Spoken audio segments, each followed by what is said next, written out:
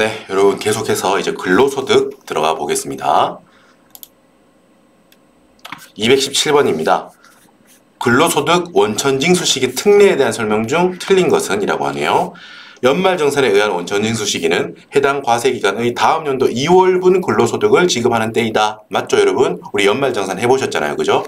안 해보신 분도 있겠지만 연말정산을 하게 되면 우리가 1년 동안 실제로 내야 될 최종적으로 나오는 결정세액하고 1년 동안 우리가 미리 낸 기납부한 원천징수 금액을 비교해서 만약에 더 내야 된다. 그러면은 다음 해 2월달 월급에서 더 가져가죠. 내가 만약에 원천징수로 미리 낸 금액이 1년치 결정세액보다 더 많이 냈다. 그러면은 다음에 2월 월급을 받을 때 더 환급돼서 더 나오죠. 월급이 더 많이 나오죠. 자, 그런 거 해보셨을 테니까 요거 아실 겁니다. 그 말입니다. 1월부터 11월까지의 근로소득을 12월 31일까지 지급하지 않았다. 그러면 12월 31일에 지급한 것으로 의제해요. 실제로 주지 않았더라도. 의제하고 그러니까 원천징수해서 내라는 거야. 납부하라는 거예요. 12월분 월급 근로소득을 다음 연도 2월 말일까지 지급하지 않은 때에는 3월 말일에 지급한 것으로 본다? 아닙니다. 자, 3번. 자, 원천징수 3번 같은 경우 뒤에 있죠. 1월부터 11월분까지는 12월 31일에 지급하는 것으로 보고 12월분은 다음 연도 2월 말일에 지급한 것으로 본다라는 거예요. 3월 말이 아니라 2월 말일이다라는 거 비교해 보시고요. 4번. 잉여금의 처분에 의해 지급하여야 할 상여가 1월부터 10월까지 결정된 경우 그 처분을 결정한 날로부터 3개월이 되는 날까지 지급을 만약에 안 했어. 그럼 그 3개월이 되는 날에 지급한 것으로 의제하니까 다음 달 10일까지 원천징수해서 내야 됩니다. 5번. 법인세법에 따라 처분되는 상여를 세무서장이 과세표준을 경정하는 경우에는 소득금액변경 통지서를 받은 날을 지급시로 본다라고 했습니다. 그죠? 세무서장이 결정해서 입금 산입 상여를 했대. 그러면은 소득금액 변동이 바뀌니까 소득금액이 바뀌니까 그 변동 통지서를 받은 날 지급한 걸로 보겠다 이 말입니다. 만약에 법인이 스스로 신고하면 그 신고일을 지급 시기로 보고 세무서장이 이렇게 경정하는 경우는 소득금액 통지서를 받은 날을 기속 시기로 한다라는 거 비교해서 아셔야겠죠? 넘어갑니다. 근로소득세가 비과세되는 성질의 급여가 아닌 것은? 자, 1번. 어린이집 보육교사의 처우 개선을 위해 지자체가 지급하는 근무환경 개선비. 맞습니다. 비과세, 실비 변상적인 성질의 급여. 2번. 해양경찰 공무원이 받는 함정근무수당. 이것도 맞습니다. 함정이 여러분 트릭이 아니라고 했어요. 함정. 우리 배에서 근무하시는 고생이 많으니까 그때 나가는 함정근무수당은 비과세하겠다 이런 겁니다. 3번. 근로자가 천재지변으로 받는 급여 비과세합니다. 5번. 정부 출연 연구기관에서 연구활동에 직접 종사한 자가 받는 연구활동 비중 20만원 이내의 금액 맞습니다. 4번. 대학의 교직원이 다른 대학으로 이직 후 직전 대학에서 발명한 특허 발생한 이익 일부를 지급하는 실시보상금은 아닙니다. 요거는 해당되지 않아요. 이렇게 구별할 수 있으셔야 됩니다. 밑에 제가 볼드체 해놨던 거 위주로 쭉 읽어보세요, 여러분.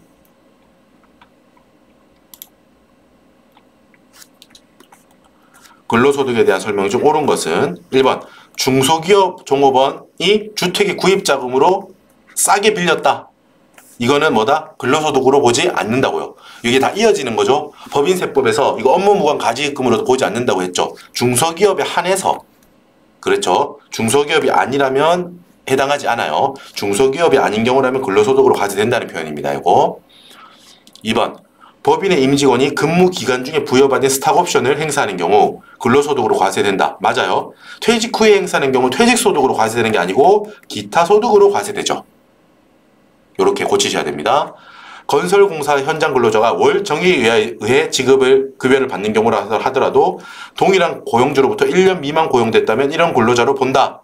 아닙니다. 일용 근로자로 보려면 요건이 2개 다 해야 돼요. 동일한 고용주에게 1년 미만 고용되면서 월 정액으로 받지 않아야 돼. 그러니까 몇 시간 일했으면 그 시간을 카운팅해서 받거나 며칠 일했으면 하루하루 카운팅해서 받거나 그렇게 받아야지. 월 정액, 한 달에 정해진 금액을 받는다면 그거는 일용 근로자가 아닌 거예요. 그리고 건설업이니까 1년이지. 보통은 동일한 고용주에게 3개월을 기준으로 합니다. 일용 근로자 기준이 3개월 미만인 경우를 일용 근로자로 한다는 겁니다. 계약기간 만료 전 또는 만기에 종업원에게 귀속되는 단체 환급부 보장성 보험의 환급금은 과세대상 근로소득에 해당합니다. 이거에 대해 정리했던 거 뒷페이지에 제가 해놨어요. 내용이 좀 많습니다. 납입 시점과 회사가 이 보험금을 납입하는 시점에 얼마까지 70만 원까지 비과세된다는 거 요거 하고, 근로자에게 나중에 환급되는 시점에는 뭐다 70만 원 이하는 비과세가 됐었으니까 받을 때는 과세된다 이런 식으로 됐죠. 요거에 대한 정리한 거니까 한번 읽어보세요. 근로소득으로 본다는 겁니다.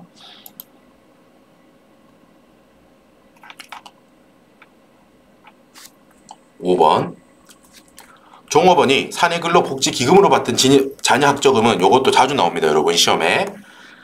사내근로복지기금으로 받는 자녀학자금 같은 경우는 그 학자금의 원천이 출연금인지 출연금에서 나온 수익금인지에서 나온 거인지 상관없이 과세 대상 근로소득이 아니다라는 거. 요거 중요합니다. 요거 자주 나와요. 됐죠? 요 표현 자체를 익숙해지려고 많이 노력해 보세요.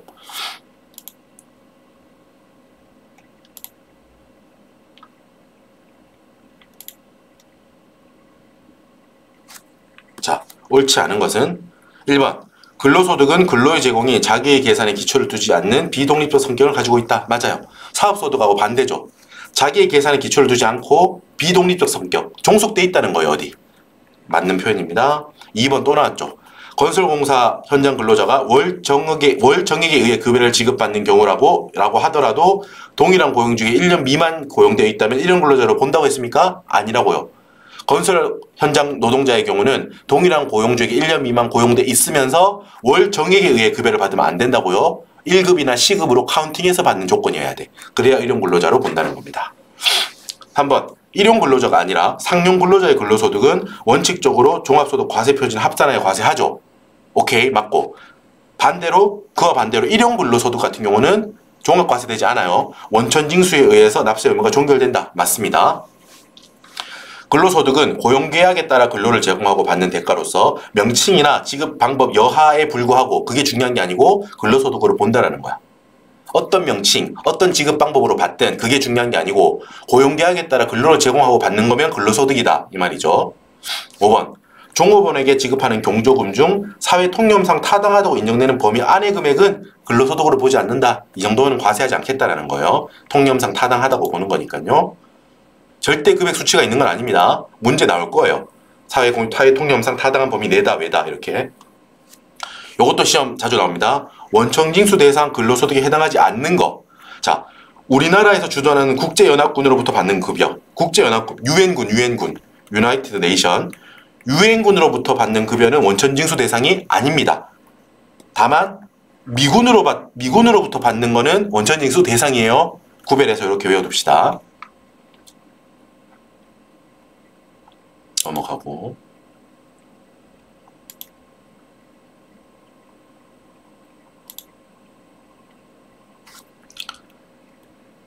근로소득의 수입 시기에 대한 설명이다. 옳지 않은 것은 1번 근로자의 급여에 대한 소득세를 법인이 부담하는 경우 법인이 부담한 소득세 상당액은 근로를 제공한 날이다. 2번 맞습니다. 1번 근로소득에 해당하는 임원 퇴직소득 금액의 한도 초과액. 우리가 법인세에서 많이 하잖아.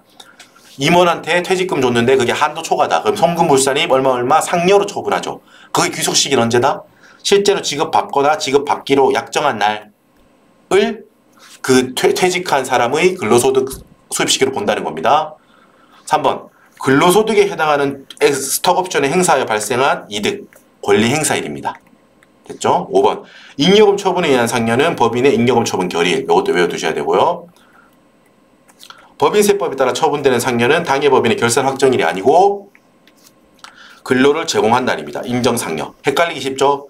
법인세 신고하는 경정하는 시점이 아니라는 거예요. 결산 확정일도 아니고요. 됐죠? 외워둡시다.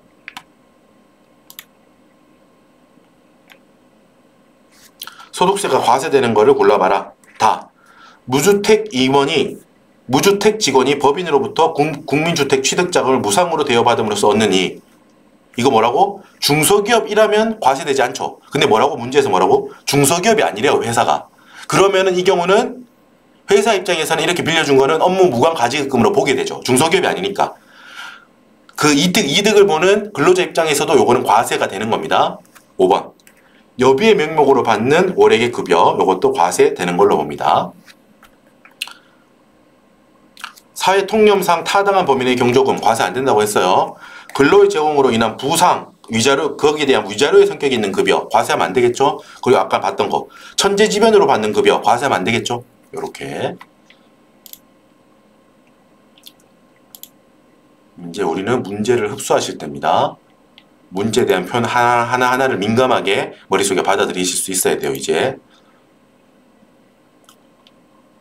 자, 이제 이렇게 해서 근로소득을 마무리하고요. 기타소득으로 넘어갑니다. 기타소득에서도 계산 문제가 하나 정도 나올 수 있습니다. 여러분, 사업소득이나 기타소득 둘 다 해서 계산 문제가 나오진 않을 겁니다. 계산 문제가 아예 안 나오거나 소득세 법령 문제에서 12개 중에 계산 문제가 아예 없거나 하나 정도 나올 수 있다고요. 사업소득, 아까 총수익금액 계산하고 이런 거나 이 지금 보고 있는 기타소득 금액 잡는 거 이거 나올 수 있습니다. 나온다면. 여러분, 기타소득 금액 구할 때 이게 핵심이 뭐였어요? 암기가 필요하다고 했죠. 암기가 필요하다고 했습니다. 이따가 또 볼 건데 뒤쪽에 있을 겁니다. 보고 올까요? 짧게나마 빨리 보고 올게요. 무조건 분리과세 되는 거. 뭐? 복, 연, 골. 무조건 분리해서 먹어야 돼요. 왜? 복어의 연골에는 독이 있으니까요. 어떻게든 이제 외우자고 했죠, 여러분? 무조건 분리과세 되는 거. 복권, 스포츠 토토, 슬롯머신 이건 전부 다 복권에 합쳐가지고 외워야 돼요. 같은 류, 대박을 노리는 같은 류죠. 복권류. 그리고 연금 계좌에서 연금 외 수령하면 기타소득으로 봐요. 15%로 분리과세하고 종결한다고. 무조건 분리과세하고. 그리고 골동품, 서화 이거 양도로 발생하는 소득도 무조건 분리과세로 종결됩니다. 종합과세되지 않아요. 외웁시다. 어떻게 외운다고? 무조건 분리해서 먹어야 돼요. 복어의 연골은. 왜? 그 복어의 연골 안에는 독이 들어있기 때문이에요. 됐죠? 여러분 뭐 압축특강이긴 하지 어디 가서 내가 그런 소리 했다고 하지 말고 복어의 연골에 독이 있는 거 아닌가요? 어디 가서 그런 소리 하지 마세요. 알았죠? 해도 돼. 근데 내가 말했다고 하지 마. 알았죠? 이상한 소리 들으니까. 자, 이거 외워야 됩니다. 무조건 분리. 이거 풀 수 있어야 돼요. 문제에서 뭐가 나와? 종합과세되는 소득 금액을 잡으라고 하거든. 그 항목 중에 무조건 분리과세되는 항목이 있으면 걔는 빼야 돼. 발라낼 수 있어야 되기 때문에 말씀드리는 거예요. 자, 이게 하나, 첫 번째. 그리고 밑에 필요경비 의제. 필요경비 의제율 80%인 게 있고 60%인 게 있어요. 어떻게 외운다? 8, 순, 공주, 육무, 통지, 문인. 외웁시다. 공주가 8순이 됐대요, 나이가. 공주님 나이가 8순이 되어서 어렸을 때 구박했던 문인들한테 복수할 거야. 그래서 문인들한테 너희들이 갖고 있는 6개의 혜택 없앨 거야. 육무, 너희 혜택 6개 없앤다. 육무 한다. 라고 문인들한테 통지한다는 거야. 이놈들아, 이렇게. 팔순공주가 문인들한테 육무를 통지합니다. 팔순공주 육무 통지 문인. 자, 앞글자 따서 외우고 추가로 당연히 그 내용이 뭔지도 외워야 돼요. 수는 뭐다? 다수가 순위 경쟁에서 경쟁하는 받는 상금. 공은 뭐다? 공익법인 상금. 그리고 주는 뭐다? 주택 입주 지체 상금. 팔순공주 80%예요. 60%는 뭐다? 무체재산권. 무체재산권 양도하고 받는 거. 그리고 통신 판매 중개를 하는 자를 통해서 빌려주고 하는 거. 공익법인 공익사업과 관련한 지역권 지상권 설정. 아까 했죠? 지역권 지상권, 공익법인 관련 지역권. 일시적인 문예 창작 소득, 일시적인 인적 용역 제공 해서 받는 건 60%를 무조건 빼줍니다. 이 80%와 60% 외우시고 또 한 가지 더. 만약에 이 80% 60%를 넘어서 입증할 수 있다라고 한다면은 더 많이 입증되면 그걸로 해줄게 라고 하는 거. 최소 80% 60%를 보장해 주겠다는 거예요. 이런 것들은. 그리고 문제에 나오는 항목이 지금 이 팔순공주 육무통지 문인에 대한 해당하지 않는 항목이다. 그럼 뭐예요? 필요경비를 아예 인정하지 않는 겁니다. 그러니까 외워야겠죠. 알아야 풀 수 있습니다. 이거 함께 보시죠.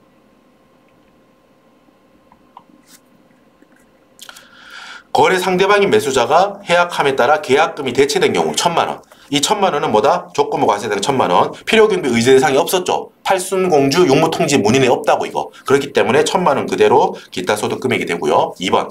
소장하던 서화 골동품 어디 있어요? 무조건 분리 복연 골. 골동품 서화 같은 걸로 보라고 머릿속에서. 골동품 서화는 무조건 분리과세돼요. 80% 혹은 90%로 무조건 분리과세돼요. 필요경비는 80% 혹은 90%. 그러니까 지금 우리가 찾고자 하는 건 뭐예요? 문제가 종합소득에 합산될 기타소득 금액을 찾는 거거든. 그러니까 나는 무조건 분리과세되니까 제외해요. 3번 육무통 60%. 그죠? 300만원 중에 60%를 필요경비로 의제받으니까 기타 소득 금액은 120만원이 돼요. 안 외우면 못 풉니다, 이거. 이런 종류, 이거 아까 제가 말씀드렸던 거 암기 안 되면 못 풀어요. 상표권을 일시적으로 되어 있다. 상표권 뭐예요? 무체재산권이죠. 무체재산권의 일부죠. 무체재산권이니까 육무통지문인에서 무체재산권 60% 빼니까 400만원이 기타소득 금액이 돼요. 그리고 5번 잡지사의 수필을 기거하고 받은 원고료. 이게 뭐예요? 아까 육무통지문인에서 일단 12만 5천원이고 뒤쪽에 육무통지문인에서 일시적인 문예창작소득이에요. 이게 수필 소설 수필 같은 걸 일시적으로 기고해서 당선됐다는 거야. 그러면은 육무통지문인이니까 60% 빼지. 그럼 5만원이 돼요. 기타 소득 금액이 5만원이 돼. 근데 하나 더 알아야 돼요. 기타 소득 금액이 5만원 이하라면 딱 5만원인 경우까지 된다는 거지. 그 경우는 과세 최저한이니까 야 얼마 안 되는데 그냥 과세 안 할게 라는 거예요. 그러니까 이것도 빼야 돼. 아시겠죠? 애초에 총수익 금액이 12만 5천원인 이유가 있다고. 설계한 거예요. 이게 설계된 거야. 60% 빼면 딱 5만원. 과세 최저한에 딱 걸리는 숫자를 주신 거예요. 출제자께서. 이렇게 해서 기타 소득 금액을 다 더하면 1520만원이에요. 기타 소득 금액이 300만원을 초과하게 되면 무조건 종합과세 해야 되니까 종합과세 되는 금액은 1520만원이 되는 겁니다. 아시겠죠? 암기해야 됩니다. 제가 작년에 만들었던 여러 가지가 있는데 만들었던 것 중에 지금 이 앞글자 따는 게 그래도 제일 마음에 들어. 제가 스스로 가장 만족스러운 거예요. 저도 갑자기 지나가다가 저거는 잘 기억이 나요. 여러분도 한번 해보세요. 잘 외우려고 해보세요. 무조건 분리해서 밥 먹어야 된다. 왜? 보고의 연골에는 독이 있으니까. 보고의 어디에 독이 있었지? 이렇게 하면 안 돼요. 보고의 연골, 무조건 분리, 복연골 다 외우셔야 돼요. 팔순공주, 육무통지문인. 여러분 공주님 나이가 몇 살이었더라 이러면 안 돼요. 시험장에서 90이었나? 70이었나? 모르겠다. 뭐 혜택을 몇 개 없앤다 그랬는데 5개였나? 이러면 안 돼요. 아시죠? 팔순공주, 육무통지문인. 숫자를 확실히 외워야지 맞출 수 있습니다. 또 나왔죠? 종합소득에 합산될 기타소득 금액 똑같은 유형입니다. 자, 유형은 비슷해요. 복권 당첨금. 아까는 골동품 서화 나왔지만 무조건 분리, 복연골, 복권 당첨금. 얘는 무조건 분리되니까 생각할 필요 없지. X. 2번 주택입주지체상금. 어딨어 이거? 어딨어? 팔순공주, 팔순공주 80%. 못 외우면 못 풀겠죠. 딱 봐도. 뽑아내고요. 통신판매 뭐? 육무통통 60% 빼면은 120만원. 직무발명보상금으로서 퇴직 후에 지급받는 거 뭐다? 이거는 봐요. 아까 팔순공주 육무통지문인에 없는 거예요. 그러니까 없어. 기타 소득 금액이 500만원이 되는 거예요. 빼줄 의제 필요 경비율이 없거든요. 그런데 뭐다? 500만원. 직무발명보상금은 퇴직소득으로 보든 근로소득으로 보든 다 뭐다? 500만원까지는 비과세 된다고 했죠. 아시겠죠? 그렇기 때문에 500만원까지는 비과세다라는 점.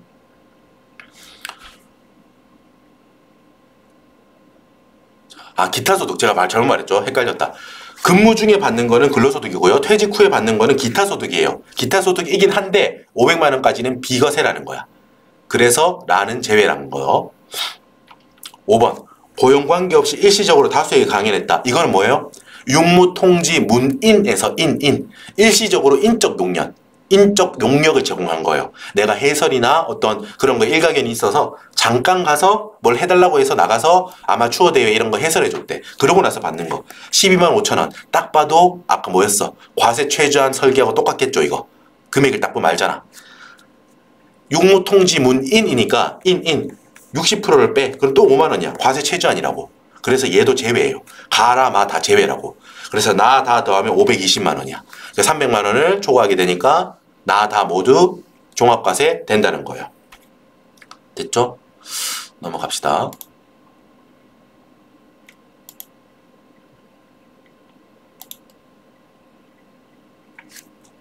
기타 소득에 대한 설명으로 옳지 않은 것은 1번 법인세법에 의하여 소득처분의 기타 소득의 수입 시기는 법인의 해당 사업연도 결산 확정일이 된다. 맞습니다. 자, 요거 나왔잖아. 무조건 분리해서 먹어야 된다. 보고의 연골에는 독이 있으니까요. 그냥 먹으면 큰일 나요. 무조건 분리한다. 보고, 복권, 당첨소득, 승마투표권, 슬롯머신 요거는 한 세트로 움직인다고. 연금소득의 연금에 수령하는 경우 골동품 서화 요거 전부 다 무조건 분리과세. 여기는 복권 시리즈. 대박나는 시리즈, 승마투표권, 그리고 뭐 스포츠 토토 이런 거, 슬롯머신 이런 것들 다 분리과세 한다는 겁니다. 4번. 금전채무 불이행으로 인해 손해배상 청구에 제기를 하고, 소를 제기하고, 그로 받는 지연배상금은 기타 소득으로 과세한다고 했습니다. 5번. 기타 소득 금액. 여러분 요것도 주의하셔야 돼요. 만약에 금액이 빠져. 기타 소득의 연간 합계액이 300만 원 이하인 경우 분리과세 혹은 종합과세를 거주자가 선택할 수 있다. 그럼 틀린 게 돼요. 기타 소득에서 필요경비를 뺀 게 기타 소득 금액이고 그 기타 소득 금액의 합계액으로 판단한다고. 아셨죠? 에이 두자 가지고 무슨 그런 소리 하세요. 아니면 나옵니다. 여러분 실제로. 기타 소득에서 필요경비를 뺀 게 기타 소득 금액이에요. 기타 소득 금액을 기준으로 과세 최저한도 판단하고 5만 원도 아까 봐요. 필요경비 빼고 나서 나온 그게 기타 소득 금액이 5만 원이라서 과세 최저한이었잖아. 이 300만 원도 기타 소득 금액으로 판단한다는 거 잊지 말자. 산업재산권을 대여하고 받는 금품은 대금을 청산한 날, 자산 인도한 날, 사용 수익일 중 빠른 날을 원칙적인 수익일로 한다? 아닙니다. 이것도 헷갈리니까 밑에 주의하세요. 비교해놨어. 여러분 무채재산권을 양도하는 거. 내가 상대방한테 아예 넘기는 거, 팔아 넘길 때 그때는 대금 청산일, 인도일, 사용일 중에 빠른 날이에요. 그 빠른 날을 귀속시기로 해요. 내가 아예 판 거니까. 돈을 다 받았거나 돈은 덜 받았더라도 상대방한테 넘겼거나 상대방이 넘기거나 돈을 못 받았지만 상대방이 제대로 그냥 자기 마음대로 쓸 수 있는 날, 이 셋 중에 빠른 날을 내가 실제로 양도한 걸로 보는 거라고. 그래 지금 뭐라고? 무채재산권을 빌려준 거예요. 내 소유에 아직까지. 이거를 잠깐 이용하게 빌려주고 돈을 받았어. 그거는 현금을 받은 날을 귀속시기로 합니다. 대여니까요. 됐지? 이거 비교하실 수 있어야 돼요.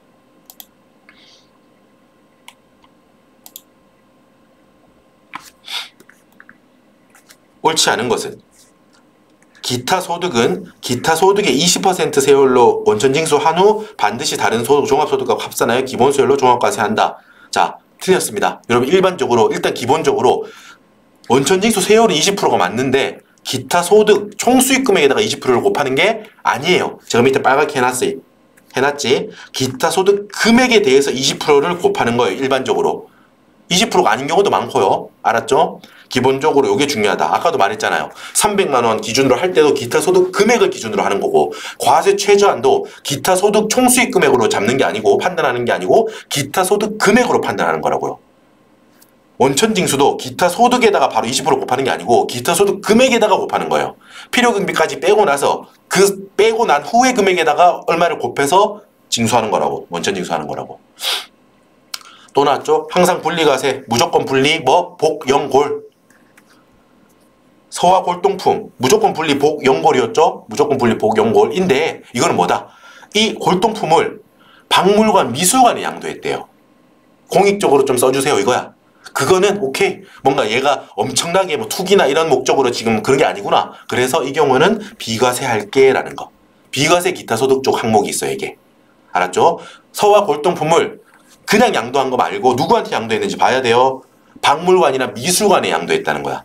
공익성이 강하네. 비과세 해줄게 라는 거야. 됐죠? 4번. 금전채무 불이행으로 인한 손해배상 청구 소호 제기하고 승소해서 받는 거 아까 나왔지? 기타 소득으로 과세된다라는 거. 5번. 기타 소득 금액의 연간 합계액이 300만 원 이하이면서 원천징수는 당연히 됐었어야 돼. 그래야지 분리과세로 종결할 가능성이 생기는 거예요. 우리 금융소득에서도 그랬죠? 외국에서 받았든 국내에서 받았든 원천징수가 됐으면 분리과세 가능성이 열려있지만 원천징수가 아직 안 됐다 애초에. 그러면 분리과세로 종결 자체가 안 돼요 당연히. 그죠? 그렇기 때문에 300만 원 이하이면서 원천징수가 됐다면 분리과세 또는 종합과세를 선택할 수 있다라는 거. 됐어요?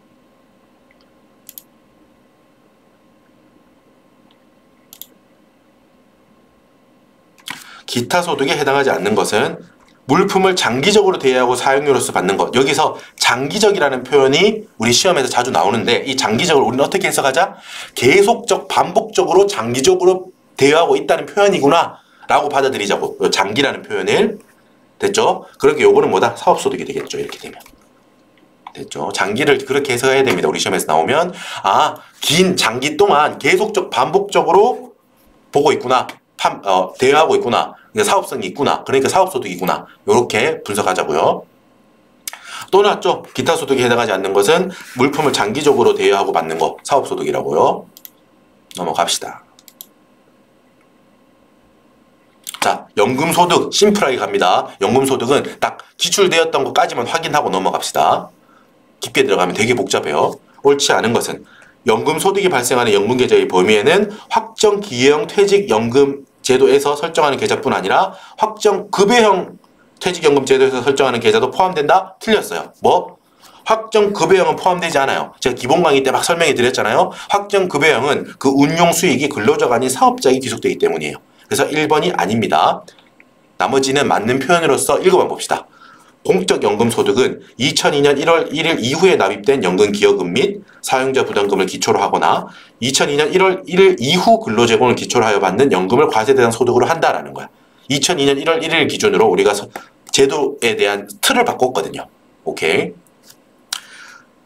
3번 연금계좌 세액공제를 받은 연금계좌 납입액을 연금 외 수령하는 경우 요거는 기타 소득에서도 아까 봤죠? 무조건 분리 복연골할 때 그 연이에요. 뭐? 연금 계좌에서 연금으로 수령하면 당연히 연금소득으로 과세되지만 연금 외에 수령하는 경우는 뭐 기타 소득으로 과세되고 이거 15%로 무조건 분리과세된다고 했어요. 됐죠? 이연퇴직소득을 연금 수령하는 경우는 분리과세 대상이며 연금 실제 수령 연차가 10년을 초과하는 경우에는 원천징수세율 60%로 원천징수된다. 맞고 5번 사적 연금 소득의 합계액이 연간 1,200만 원 이하인 경우에는 납세자의 선택에 따라 분리과세를 적용받을 수 있다. 맞는 표현인데 요게 살짝 개정된 게 있어서 요렇게 봐야 돼요. 1,200만 원 이하인 경우는 종합과세와 분리과세 중 선택 가능하고 1,200만 원을 초과하면 종합과세와 15% 분리과세 중 선택 가능하다. 요렇게. 지금 우리 보기가 달라지는 건 아닙니다. 1,200만 원 이하인 경우 종합 분리 중 선택 가능한 게 맞아요. 요 밑에가 조금 달라졌어. 15% 분리과세가 되게 요게 추가가 됐어요. 1,200만 원 초과한다면 종합과세나 15% 분리과세 중 선택할 수 있다라는 거. 됐죠? 넘어갑시다. 연금소득 틀린 것은 1번 연금소득에 대해서는 필요경비를 인정하지 않아요. 연금소득 공제만 해줘요. 필요경비 인정되는 거 뭐? 사기양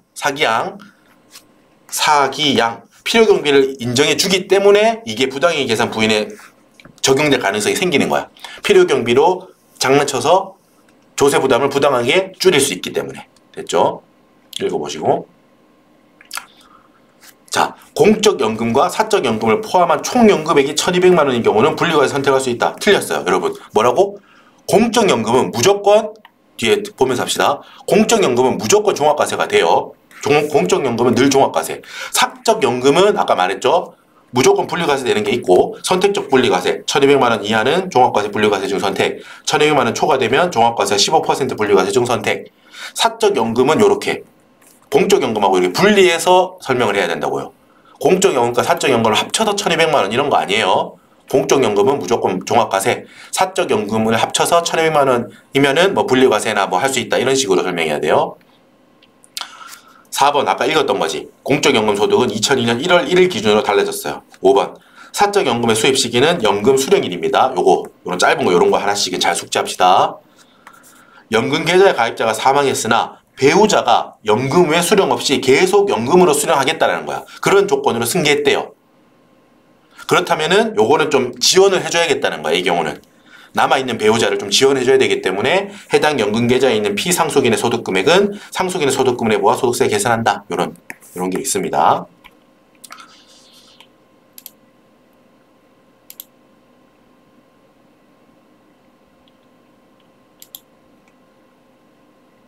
자, 인출 순서. 간단한 암기지만 요거는 뭐 3개밖에 없기 때문에 암기합시다. 연금 계좌에서 일부 금액이 인출되었을 때 인출 순서를 가정합니다. 과세 제외되는 게 먼저 된 걸로 보고 납세자한테 유리하게 된 거예요. 과세 제외된 걸 먼저 인출한 걸로 보고 이연 퇴직소득이 그 다음에 그 밖에 연금 계좌에 있는 금액이 인출되는 걸로 봅니다. 간주한다는 거예요. 실제로 뭐 이런 구분은 못하겠지만 실제로 일정 금액이 나왔을 때 이 순서대로 빠져나간 걸로 간주한다는 거예요. 1, 2, 3번 됐죠? 암기. 옳지 않은 것은 자, 여러분 봐요. 어렵긴 하지만 어느 정도 나왔던 게 반복되기 때문에 몇 개를 걸러낼 수 있다고요. 연금 계좌의 범위에는 확정 급여형 퇴직연금 제도에 따라 설정하는 계좌가 포함된다고 했나요? 안 된다고 했잖아. 확정 기여형, DC형만 포함된다고. DB형은 포함하지 않아요. 이거 하나만 알아도 많이 풀 수 있습니다. 2번도 봐. 또 이 표현. 2002년 1월 1일 기준으로 제도가 바뀌었다고요. 그래서 2002년 1월 1일 이후분에 대해서 이렇게 과세하기로 한다라는 거. 3번. 사적연금 합계, 공적연금은 빼고 공적연금은 무조건 종합과세예요. 사적연금의 합계액이 1200만 원 이하라면 분리과세가 될 수도 있다. 종합과세 선택할 수도 있고. 말했죠? 오케이. 연금소득은 필요경비는 인정되지 않아요. 총연금액에서 연금소득 공제를 뺀 금액을 연금소득금액으로 한다. 맞아요. 오케이. 5번 또 땡큐다. 나왔던 거야 이제. 연금계좌 세액공제를 받은 연금계좌 납입액을 연금 외 수령하는 경우 말했죠. 무조건 분리 복연골. 무조건 분리과세되는 기타소득금액 기타소득이죠. 연 15% 연금 외 수령하는 경우 15%로 무조건 분리과세되는 기타소득이다. 됐죠? 됐습니다. 연금은 여기까지. 이렇게 하면 훌륭합니다. 이 정도만 하셔도 충분히 잘 하신 겁니다.